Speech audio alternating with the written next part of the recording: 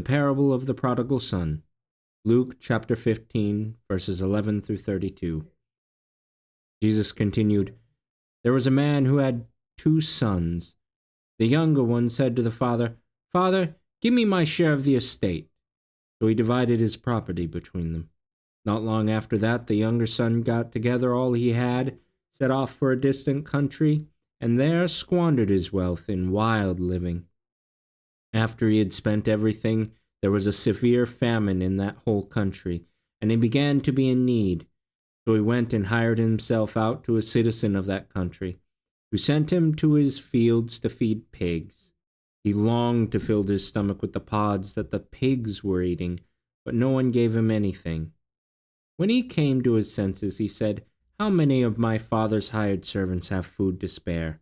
And here I am starving to death. I will set out and go back to my father and say to him, Father, I have sinned against heaven and against you. I am no longer worthy to be called your son. Make me like one of your hired servants.' So he got up and went to his father. But while he was still a long way off, his father saw him and was filled with compassion for him. He ran to his son, threw his arms around him, and kissed him. The son said to him, 'Father, I have sinned against heaven and against you.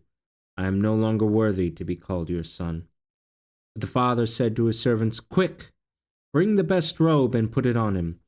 Put a ring on his finger and sandals on his feet. Bring the fattened calf and kill it. Let's have a feast and celebrate.